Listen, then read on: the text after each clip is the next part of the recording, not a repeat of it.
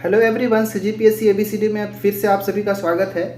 उम्मीद है आप सब बहुत अच्छे से होंगे और आप सभी की तैयारी आने वाले परीक्षाओं की दृष्टि से अच्छे से चल रही होगी। इस वीडियो के अंदर हम छत्तीसगढ़ करेंट अफेयर्स का पार्ट 2 देखने वाले हैं। ठीक है, इससे पहले भी मैंने वीडियो नंबर 1 जो है पार्ट 1 जो है अपलोड किया है, जिसमें जुलाई से सितंबर तक के महत्वपूर्ण करेंट अफेयर को मैंने इंक्लूड किया है।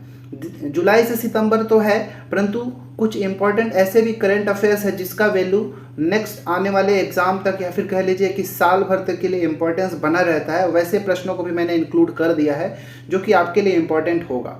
ठीक है, ये जो वीडियोस होगा अभी लेटेस्ट में जितना भी एग्जाम होने वाला है, जैसे आप कह लीजिए कि सहकारी बैंक भर्ती परीक्षा हो गया या फिर हॉस्टल वार्डन हो गया, जो कांस्टेबल भर्ती का CSPG SCL या फिर जितने भी एग्जाम होने वाले हैं, इवन CGPSC प्री 2024 आने वाला है, उसके लिए भी इम्पॉर्टेंट होगा। ठीक है, तो अगर पार्ट 1 अभी आपने नहीं देखा है तो प्लीज़ मैं रिक्वेस्ट करूंगा कि पार्ट 1 को भी आप जाकर एक बार ज़रूर देख लें, क्योंकि ये जो पार्ट 1 और पार्ट 2 अगर देख लेते हैं तो मुझे नहीं लगता है कि छत्तीसगढ़ का करेंट अफेयर से कुछ भी क्वेश्चंस आपका छूटेगा आगे 1 से 2 महीना के अंदर आने वाले एग्जाम में। ठीक है, ये बहुत ज़्यादा आपके लिए इंपॉर्टेंट होने वाला है। तो चलिए हम शुरू करते हैं और क्वेश्चन नंबर 1 से अपना सॉल्व करना शुरू करते हैं। ये जो पूरा जो MCQ है, वो जो पूरा जो क्वेश्चंस होगा ये MCQ के फॉर्मेट में है। ठीक है, चलिए शुरू करते हैं। अब पहला प्रश्न है कि छत्तीसगढ़ साहित्य अकादमी सम्मान निम्नलिखित में से किस भाषा के लिए प्रदान नहीं किया जाएगा। बहुत इंपॉर्टेंट क्वेश्चन है, क्योंकि ये 15 अगस्त 2023 को मुख्यमंत्री भूपेश बघेल द्वारा ऐसा घोषणा किया गया है कि अब छत्तीसगढ़ साहित्य अकादमी सम्मान से भी सम्मानित किया जाएगा। एक नए तरह के पुरस्कार की घोषणा की गई है भूपेश बघेल के द्वारा। ठीक है, तो आपसे पूछा गया है कि कौन सी भाषा में यह पुरस्कार नहीं दिया जाएगा। हिंदी में, छत्तीसगढ़ी, अंग्रेजी या फिर हल्बी। तो इसका आंसर शायद आप सभी को पता होगा कि इसका आंसर ऑप्शन नंबर C अंग्रेजी होगा। इस घोषणा में उन्होंने कहा कि 3 श्रेणियों में छत्तीसगढ़ साहित्य अकादमी सम्मान दिया जाएगा। जो प्रथम श्रेणी होगा उसमें आपको प्रथम श्रेणी के अंदर देखा जाए तो आपको हल्बी, छत्तीसगढ़ी, गोंडी, सरगुजिया, कुरुक इत्यादि भाषाओं में, जो क्षेत्रीय भाषा है छत्तीसगढ़ के अंदर, उन भाषाओं में प्रथम श्रेणी के अंदर दिया जाएगा। वहीं दूसरे श्रेणी में हिंदी में, ठीक है, अगर हिंदी में कोई पद्य है, कोई कविता है, उसके लिए दिया जाएगा। और तीसरा जो श्रेणी है वो हिंदी का ही, लेकिन हिंदी में गद्य, ठीक है, जो कहानी वगैरह होता है, जो उपन्यास वगैरह, तो उसके लिए ये दिया जाएगा। इस प्रकार 3 श्रेणियों में इसको दिया जाएगा, लेकिन अंग्रेजी में यह सम्मान को नहीं दिया जाएगा, याद रखिएगा। ठीक है, दूसरा प्रश्न है खेलो इंडिया यूथ गेम्स 2022 में छत्तीसगढ़ का कौन सा स्थान था। ठीक है, ये खेलो इंडिया यूथ गेम जो है ये 2022 में छत्तीसगढ़ का कौन सा स्थान है, आपसे ये पूछा गया है। 22वां, 25वां, 27वां या फिर 31वां, कौन सा। ठीक है, तो याद रखिएगा ये जो खेलो इंडिया यूथ गेम 2022 है, इसका आयोजन MP में किया गया। ठीक है, MP में किया गया था 30 जनवरी 2023 से। ठीक है, याद रखिएगा 30 जनवरी 2023 से लेके 11 फरवरी 2023 तक इसका आयोजन किया गया, जिसमें छत्तीसगढ़ को 22वां स्थान प्राप्त हुआ। ठीक है, याद रखिएगा छत्तीसगढ़ के टोटल 106 खिलाड़ी जो है इसमें शामिल हुए थे, टोटल 16 खेलों के अंदर। ठीक है, कितने खिलाड़ी? 106 खिलाड़ी और 16 खेलों के अंदर शामिल हुए थे, याद रखिएगा। ठीक है, तीसरा प्रश्न है खेलो इंडिया यूथ गेम्स 2022। देखिए 2022 का ही ये गेम है, लेकिन 2023 के अंदर इसका आयोजन किया गया। तो खेलो इंडिया यूथ गेम्स 2022 में छत्तीसगढ़ के किस खिलाड़ी ने स्वर्ण पदक जीता था? राकेश कुमार वर्दा, संतोष शोरी, संताय पोटाई या और चौथा है जयंती कचलाम। तो याद रखिएगा खेलो इंडिया यूथ गेम्स 2022 में, जो कि जनवरी फरवरी माह 2023 में हुआ, इसमें छत्तीसगढ़ के जो खिलाड़ी हैं उनको, मतलब छत्तीसगढ़ को कह लीजिए कि 2 स्वर्ण पदक, 2 रजत पदक और 8 कांस्य पदक मिला था। ठीक है, मतलब टोटल 8 और 4 12 पदक छत्तीसगढ़ प्राप्त करके टोटल 22वें स्थान पर पूरा देश में स्थान हासिल किया। और इसमें जो राकेश कुमार वर्दा हैं, ठीक है, राकेश कुमार वर्दा जो कि मलखम्ब खेल से संबंधित है। ठीक है, किससे? मलखम्ब से संबंधित है, और इनको मलखम्ब में व्यक्तिगत रूप से एक स्वर्ण पदक प्राप्त हुआ। साथ ही साथ मलखम्ब का एक ग्रुप वाला या सामूहिक रूप से भी एक गेम था, उसमें भी राकेश कुमार वर्दा थे, और दूसरा स्वर्ण जो है मलखम्ब के लिए ही मिला है, लेकिन सामूहिक रूप से। ठीक है, तो ये 2 स्वर्ण पदक मलखम्ब में मिला था। ठीक है, तो इसका आंसर ऑप्शन नंबर ए होगा। चलिए अब हम यहाँ पे अगर आप बी सी डी ऑप्शन देखेंगे, संतोष शोरी, संताय पोटाई और जयंती कचलाम, ये बी सी डी तीनों ऑप्शन जो है इनको जो है किस लिए पुरस्कृत किया गया? तीनों के तीनों जो है मलखंब से ही संबंधित है, याद रखिएगा। लेकिन इन तीनों का यहाँ पे ऑप्शन में इसलिए डाला हूँ क्योंकि द्वितीय विश्व मलखंब चैंपियनशिप 2023 का आयोजन किया गया। क्या बोल रहा हूँ? द्वितीय विश्व मलखंब चैंपियनशिप 2023 का आयोजन किया गया भूटान के अंदर। ठीक है, तो जो देश की पूरे हमारे राष्ट्र भर की जो मतलब देश की जो टीम गई थी उसमें ये तीनों भी शामिल थे और ये तीनों भी उसमें शामिल है। साथ ही साथ जो देश की जो टीम प्रतिनिधित्व तो कर रही थी उसको स्वर्ण पदक मिला था। ठीक है, तो उसमें भी ये तीन शामिल थे। ये तीनों जो हैं मुख्यतः नारायणपुर के अबूझमाड़ क्षेत्र से ये आते हैं। ठीक है, तो ये सारा चीज़ आपको याद होना चाहिए। चलिए 3 प्रश्न हो गया, अब चौथा प्रश्न देखते हैं। चौथा प्रश्न है कि प्रथम जनजातीय खेल महोत्सव 2023 में किस राज्य की महिला वर्ग ने फुटबॉल में विजय प्राप्त की? ठीक है, अब देखिए प्रथम जनजातीय खेल महोत्सव की शुरुआत हुआ था सबसे पहले इसका उड़ीसा में इसका हुआ, याद रखिएगा। और जो छत्तीसगढ़ की महिला वर्ग की टीम है, ठीक है, छत्तीसगढ़ की जो महिला वर्ग की टीम है उसे फुटबॉल में स्वर्ण पदक प्राप्त हुआ था। इसीलिए इस क्वेश्चन का आंसर क्या हो जाएगा? Option number D, Chhattisgarh. ठीक है, जो महिला वर्ग में बता रहा हूं। लेकिन अगर आपसे बोल दे कि पुरुष वर्ग में किसे मिला था, तो पुरुष वर्ग में फुटबॉल के लिए ओडिशा को मिला था। ठीक है, याद रखिएगा ये सब भी। और जो एक कर्नाटक है, इस कर्नाटक को वॉलीबॉल में, ठीक है, वॉलीबॉल में पुरुष और महिला दोनों वर्ग के लिए स्वर्ण पदक मतलब जीत हासिल हुआ। जो उड़ीसा है उसको खो खो में पुरुष और महिला दोनों वर्ग के लिए विजेता हासिल हुए। ठीक है, याद रखिएगा। और अगर ओवरऑल देख लिया जाए कि पूरे देश भर में प्रथम जनजातीय खेल महोत्सव में सबसे अच्छा प्रदर्शन किसका था, तो ओडिशा का ही सबसे अच्छा प्रदर्शन था। ठीक है, 5वां प्रश्न, प्रथम जनजातीय खेल महोत्सव 2023 में छत्तीसगढ़ ने कुल कितने पदक पर विजय प्राप्त किया? 10, 12, 15 या फिर 17? कितना? तो टोटल 15 पदों पर छत्तीसगढ़ के खिलाड़ियों ने टोटल 15 पदक जो है प्राप्त किए इस खेल महोत्सव के अंदर।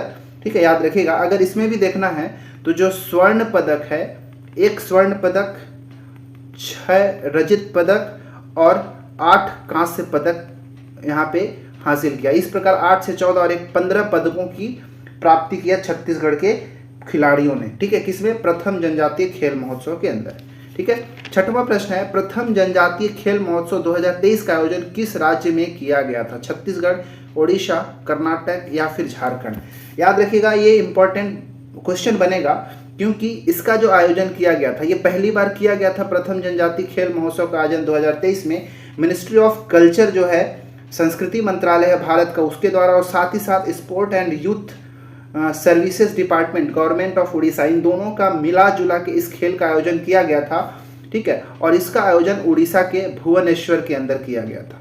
ठीक है, उड़ीसा के भुवनेश्वर में इसका आयोजन किया गया था और इसका जो शुभंकर था वो था भीमा। ठीक है, भीमा एक टाइगर है जिसका शुभंकर रखा गया था। ठीक है, याद रखिएगा।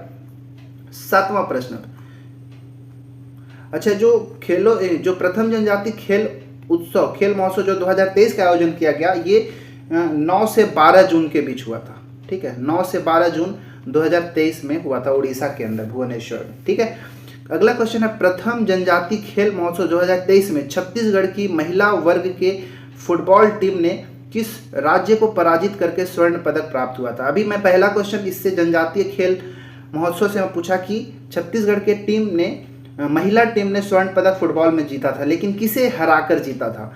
तो याद रखिएगा, झारखंड को हरा के छत्तीसगढ़ की महिला वर्ग की टीम ने फुटबॉल में विजय हासिल किया था। ठीक है, चलिए 8वां प्रश्न है, निम्नलिखित में से कौन सा विकल्प खेल और संबंधित खिलाड़ियों से सुमेलित नहीं है?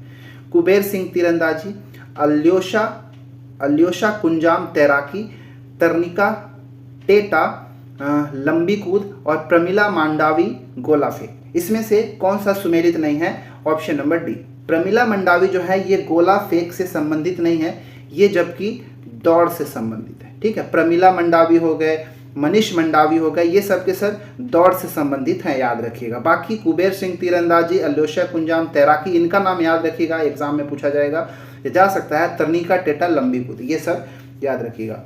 तरनिका टेटा जो है लंबी कूद के साथ साथ जो दौड़ में भी इन्होंने भाग लिया था, और ये सब ने कहीं ना कहीं जो प्रथम जनजाति खेल महोत्सव है उनमें पदक प्राप्त किया है, याद रखिएगा। तो ये क्वेश्चन भी इंपॉर्टेंट बनता है।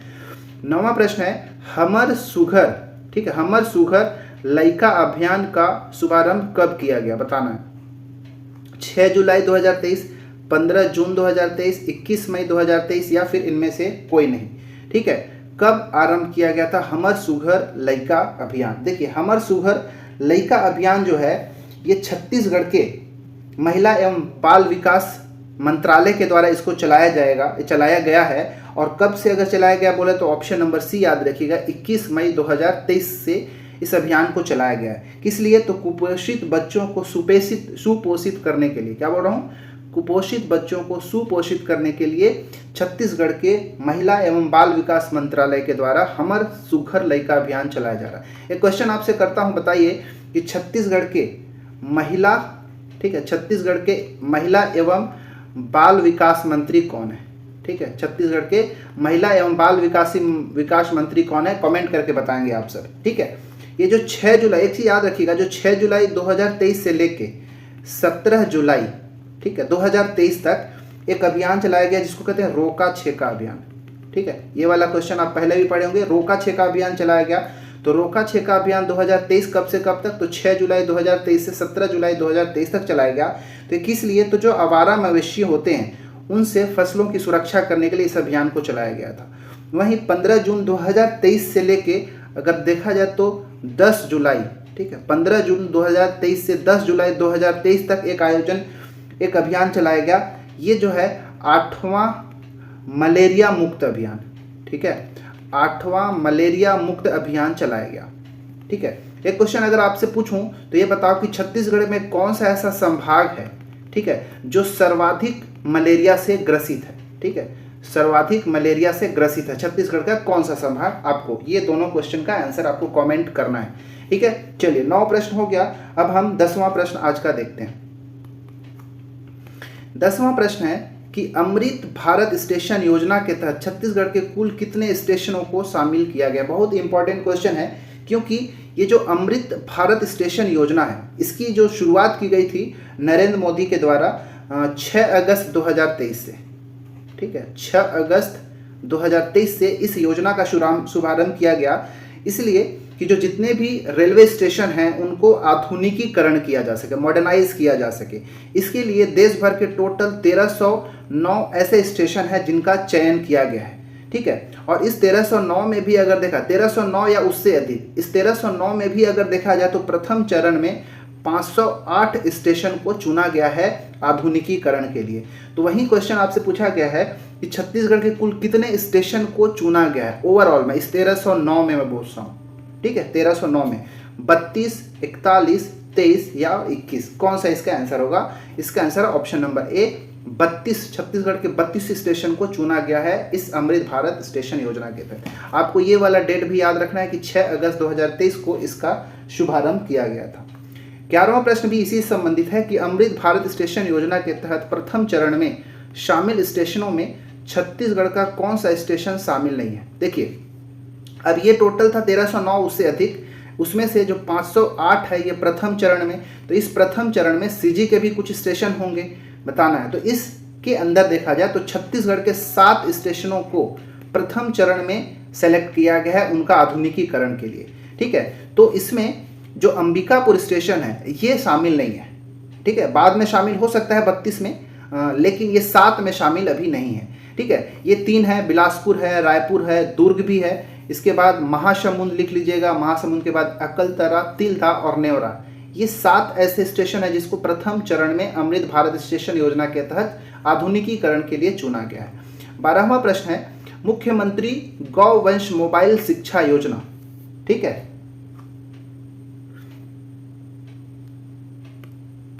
ठीक है, क्या है कि मुख्यमंत्री गोवंश मोबाइल शिक्षा योजना नहीं है, ठीक है, ये है मोबाइल चिकित्सा योजना, ठीक है। मुख्यमंत्री गोवंश मोबाइल चिकित्सा योजना के तहत मुफ्त पशु चिकित्सा एवं परामर्श हेतु कौन सा टोल फ्री नंबर जो है जारी किया गया है आपको बताना है, ठीक है। ये जो योजना है मुख्यमंत्री गोवंश मोबाइल चिकित्सा योजना, इस चीज को याद रखिएगा, इसका जो शुभारंभ हुआ, इसकी जो शुरुआत किया गया महासमुंद से, ठीक है, महासमुंद से मुख्यमंत्री श्री भूपेश बघेल के द्वारा 20 अगस्त, ठीक है, 20 अगस्त 2023 से इसकी शुरुआत की। जितना भी मैं डेट बता रहा हूँ उसको एक जगह आप नोट डाउन कर लें, क्योंकि डेट भी आजकल एग्जाम में बहुत अधिक पूछा जाता है। कहाँ से? महासमुंद से। कब? 20 अगस्त 2023 से इस योजना की शुरुआत किया गया, जिसका मुख्य उद्देश्य यह है कि पशुओं को बेहतर, गोवंश अर्थात पशुओं को बेहतर चिकित्सा सुविधा प्रदान करने की दृष्टि से इस योजना को लागू किया गया और इसके लिए एक टोल फ्री नंबर भी जारी किया गया है, जो है 1962। ठीक है, इसको याद रखिएगा, 1962। कब से? तो 20 अगस्त 2023 से। ठीक है, चलिए 13वां प्रश्न अब देख लेते हैं। 13वां प्रश्न है कि नवीनतम super critical thermal power station का शिलान्यास कहाँ किया गया? Very very important question. देखिए, जो ऊर्जा के क्षेत्र में छत्तीसगढ़ को एक ऊपरी स्टेट के रूप में या फिर सबसे टॉप पे पहुंचाने के लिए तरह तरह की योजनाएं चलाई जाती है, और वैसे भी जानते हैं हमारे भूपेश बघेल योजनाओं के लिए जाने जाते हैं, कई तरह का योजनाएं चलाते रहते हैं। तो super critical thermal power station का शिलान्यास उन्होंने कहाँ किया? लारा, एनटीपीसी लारा रायगढ़ में, कोरबा में एनटीपीसी कोरबा, भिलाई दुर्ग या फिर बिलासपुर, कहाँ उन्होंने इसका शिलान्यास किया?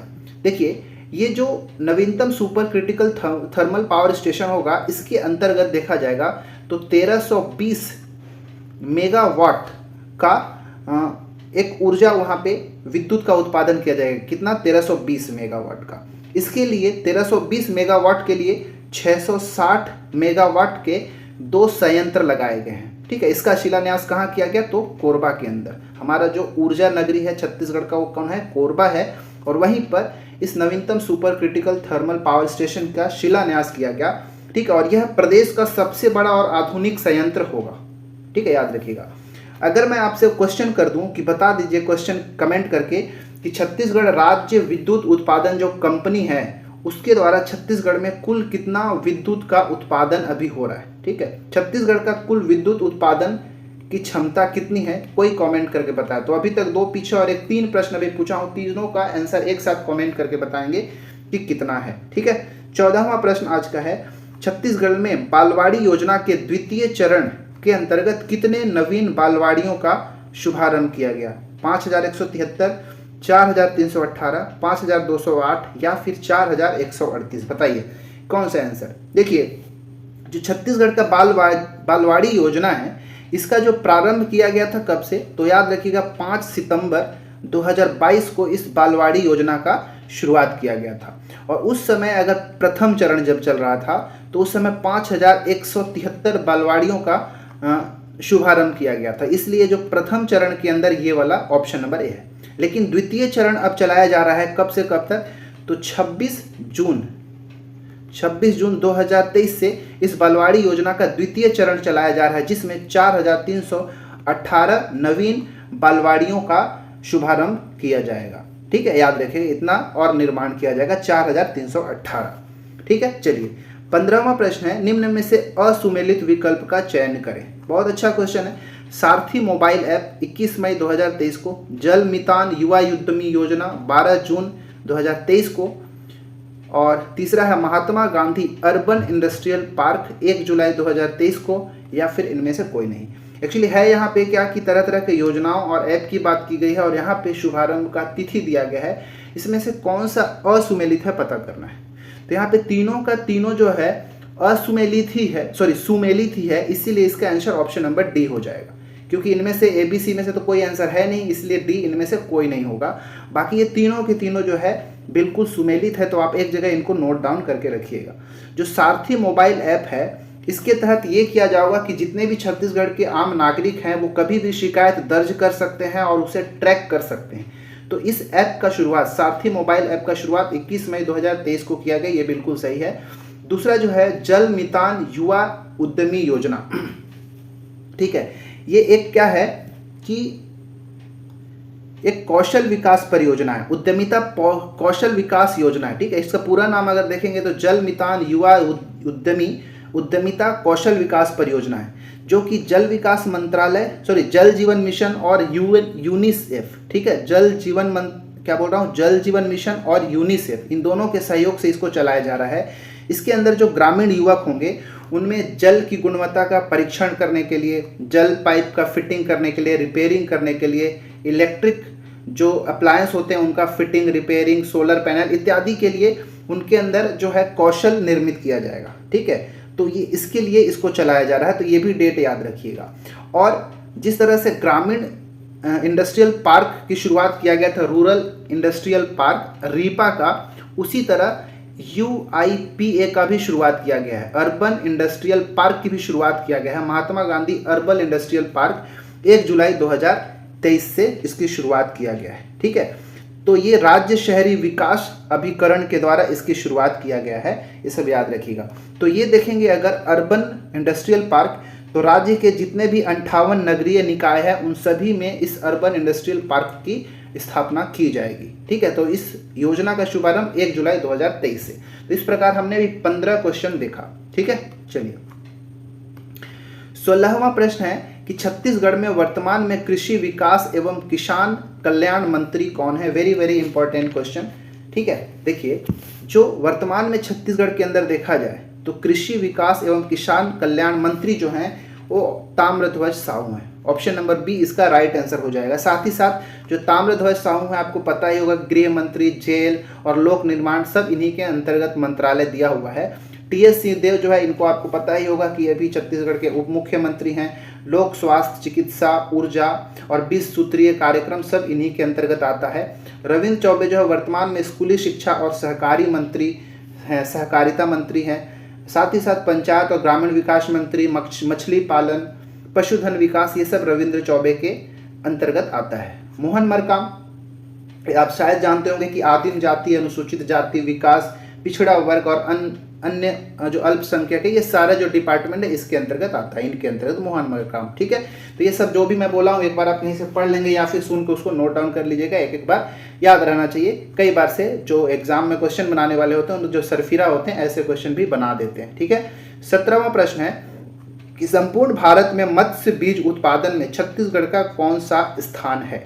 ठीक है, यहाँ से दो तरह के प्रश्न बनाए जाते हैं कि मत्स्य बीज उत्पादन में और एक होता है मत्स्य उत्पादन में, मछली उत्पादन में। तो दोनों में थोड़ा सा अंतर है। ठीक है, तो मत्स्य बीज उत्पादन में अगर आपसे पूछ दे तो छत्तीसगढ़ का स्थान 5वां है, लेकिन मत्स्य उत्पादन में अगर बोले तो छत्तीसगढ़ का स्थान 6वां होगा।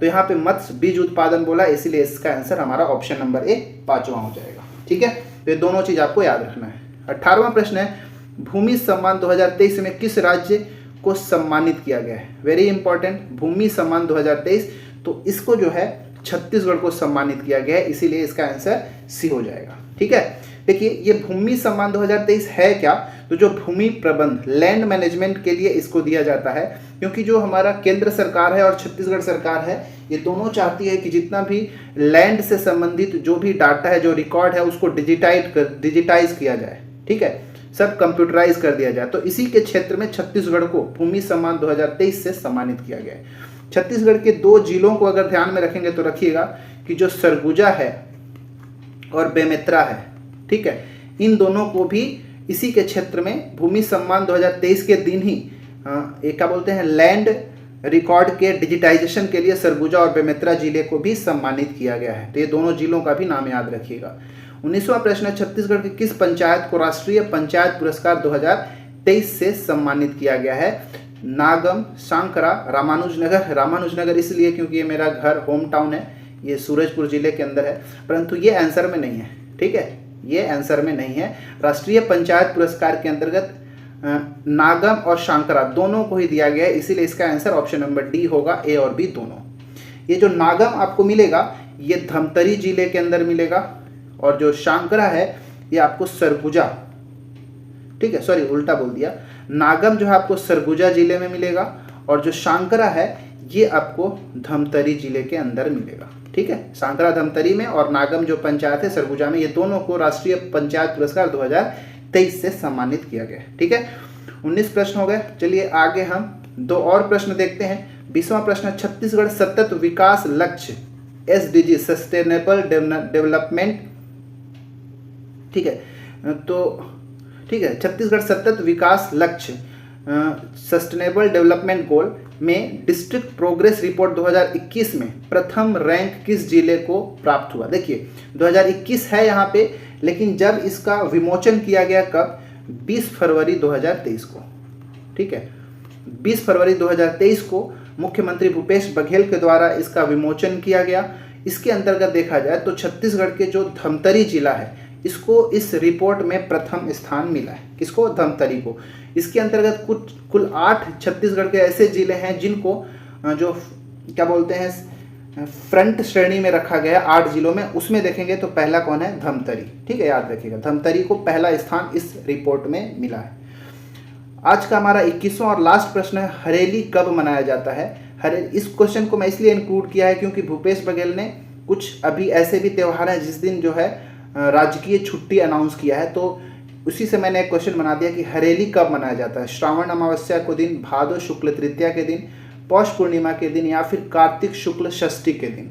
तो शायद इसका आंसर आप सभी को पता होगा कि हरेली जो त्यौहार है श्रावण अमावस्या को मनाया जाता है, इसीलिए इसका आंसर ऑप्शन नंबर ए हो जाएगा। भादो शुक्ल जो तृतीया है इस दिन तीजा मनाया जाता है। ठीक है, तीजा को हरतालिका भी कहा जाता है। ठीक है, याद रखिएगा। पौष पूर्णिमा को क्या मनाया जाता है? तो छेरछेरा मनाया जाता है। ठीक है, छेरछेरा पौष पूर्णिमा को। और कार्तिक शुक्ल जो षष्ठी है इस दिन छठ पूजा मनाया जाता है। ठीक है, छठ पूजा हालांकि देखा जाए तो बिहार का सबसे प्रमुख पर्व है, जो कि अब धीरे धीरे हर एक सभी राज्यों में अंदर इसको मनाया जाने लगा। छत्तीसगढ़ के अंदर भी अब विशेष रूप से मनाया जाता है। ठीक है, तो ये सब याद रखिए, क्वेश्चन यहाँ से भी बनता है। तो इस प्रकार हमने इस वीडियो के अंदर 21 कह लीजिए करंट अफेयर का देखा। तो इस प्रकार करंट अफेयर का मैंने 2 वीडियो जो है अपलोड किया है, 1 और 2। दोनों पार्ट को एक बार जरूर देखें। अगर आगे तुरंत आने वाला कोई एग्जाम है तो ये दोनों वीडियोस को देख के जरूर जाएंगे, आपको बहुत मदद मिलेगा। ठीक है, बाकी अपना तैयारी अच्छे से रखिए। धीरे धीरे सारे टॉपिक्स के क्वेश्चंस आपको वीडियोस मिलते रहेंगे, तो बने रहेंगे हमारे साथ शुरू से अंत तक। शायद मैं आपको मदद कर सकूं और आपके लिए हेल्पफुल साबित हो सके हमारा चैनल। ठीक है, तो अगर आप चैनल में नए हैं तो प्लीज़ हमारे चैनल को सब्सक्राइब कर लें, लाइक करें वीडियो को। अगर अच्छा लगता है तो दोस्तों के साथ शेयर कर सकते हैं। और किसी भी तरह का अगर आपको डाउट होता है, वीडियो के PDF वगैरह चाहिए होता है, तो प्लीज़ हमारा जो टेलीग्राम चैनल है CGPSC ABCD, उससे भी जाके ज्वाइन करते हैं। मिलते हैं किसी और वीडियो में किसी और टॉपिक के साथ। इस वीडियो में इतना ही। आप अपना पढ़ाई अच्छे से करते रहें। मिलते हैं अगले वीडियो में। धन्यवाद।